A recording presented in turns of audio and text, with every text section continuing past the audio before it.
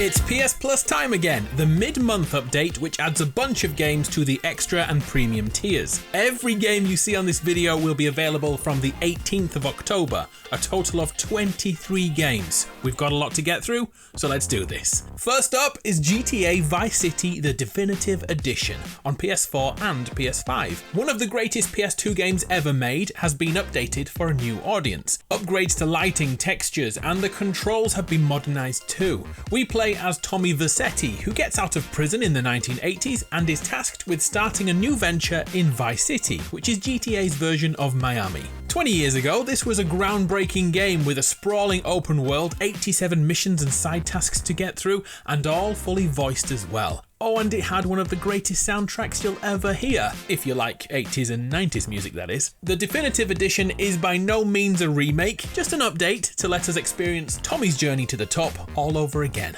Yet another Assassin's Creed game is here, this time it's Odyssey. This action RPG is built on the foundations of Origins, which we got last month, and takes us to Greece in 400 BC. The story does a great job of blending real-life events and the mythology of the time to give an experience like no other, and it can be played through the eyes of two characters, a male and female. You'll be climbing and exploring as you always do in these games, and look, you can even hang on to a statue's junk. What more could you want? The combat once again lets the player decide what weapon to choose, and the constant drip feeding of better equipment is the hook which never lets go. The average playthrough is 40 hours long, and if you're a completionist, you're going to spend over 120 hours achieving your goals.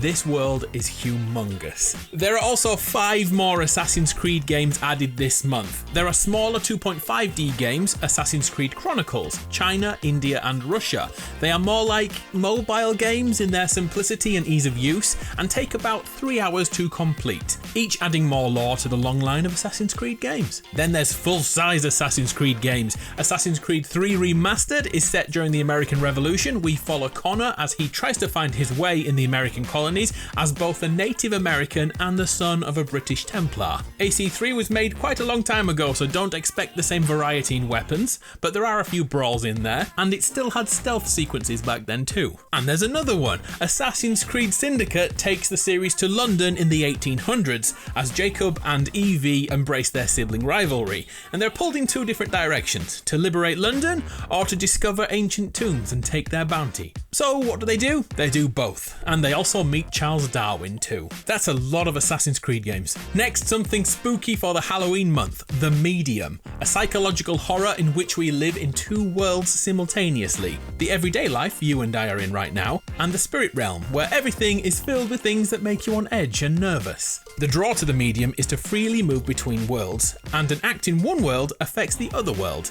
2 realms connected. The puzzles are designed to have you hopping between realities regularly as you escape a monster like no other. The story takes between 7 and 9 hours to complete. The reviews are all over the place, which is the norm for horror games. Either the atmosphere works for you or it doesn't, so you're gonna have to try it to see what you think.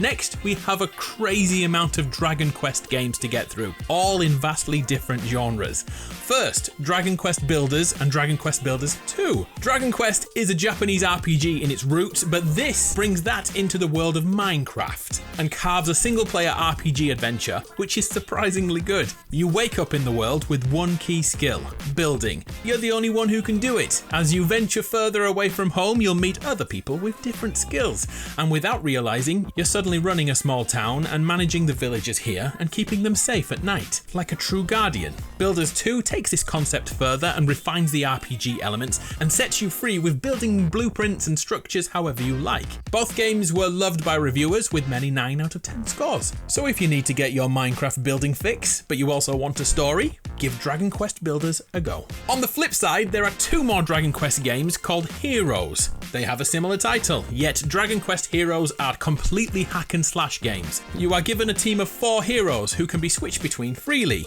and then you run through worlds wrecking everything and everyone in sight. If anyone stands before you, you're gonna take them down. To get the most out of Heroes, you'll need to know some Dragon Quest basics, as the context of a fight will hit different if you're a real fan compared to someone who hasn't got a clue, like me. And then Heroes 2 once again refines the mechanics and has a considerably higher review score than its predecessor. And wait, there's more Dragon Quest, this time Dragon Quest 11. Okay, this one actually is a JRPG. It's the only one with turn-based combat. It allows for thought to be put into each attack. Tactically satisfying, I think they call that. Each enemy fights differently, and more often than not, a unique approach is needed to battle each one of them. This then tests your tactical skill when more than one type of enemy team up. If you want to get a full dose of Dragon Quest lore, 11 is the best to start with out of the 5 games. It's also the longest, about 70 hours of time will be needed to get through this story and this world. Dragon Quest 11 on Metacritic has a 91 out of 100 rating.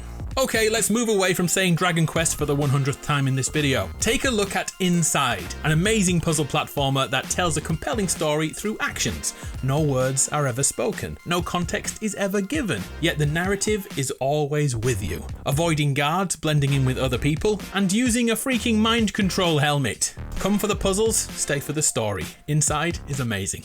It's become a norm that we get an anime game each month. This time it's Naruto to Boruto Shinobi Striker, a brawler that was previously on PS Plus in June, if it looks a bit familiar. 4 shinobis fight another 4 shinobis. It's that simple if you want it to be. From there it's about mastering moves and combos, and also wall running and ziplining and dodging. They all play important parts in each fight. The real mastery though comes with combining multiple fighting styles into one character. And finally, Hohokum rounds out the games on the extra tier, which is close to impossible to explain, but I'll try. We are a kite that flies through multiple worlds, discovering new people and helping them with mundane tasks. You'll be at a wedding one minute, then helping a mermaid find her way home, then a roller coaster world. It sounds insane, and if you're into these kind of things, look out for it on October 18th. But wait, there is even more. Let's go to the premium games this month. Yakuza 3, 4 and 5, all remastered on PS4, arrive this month. Kiryu earns his retirement, then becomes an orphanage patron and must juggle his new position with being a former gangster.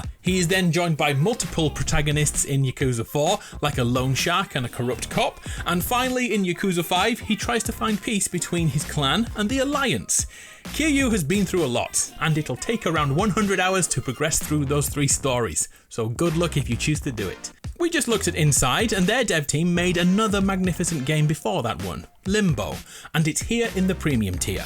Another puzzle platformer with no talking at all. We enter Limbo and try to find our little sister. But this place is filled with creatures who feast on children. If we survive all the way to the end, we find out what really happened to the brother and sister, and it'll stick in your mind for the rest of your life. Other PS3 games that have been added in the month of October are Ultra Street Fighter 4 with 44 fighters to choose from in the typical one-on-one format. We have Castlevania Lord of Shadows, a third-person action-adventure which reimagines the mythology of Castlevania. And finally, Game 23, Everyday Shooter. Super simple mini-games you may have seen in the arcades in the 1970s, like Asteroids. Whew, we did it, 23 games. I'm Adam, you're awesome, it's been a pleasure. Peace.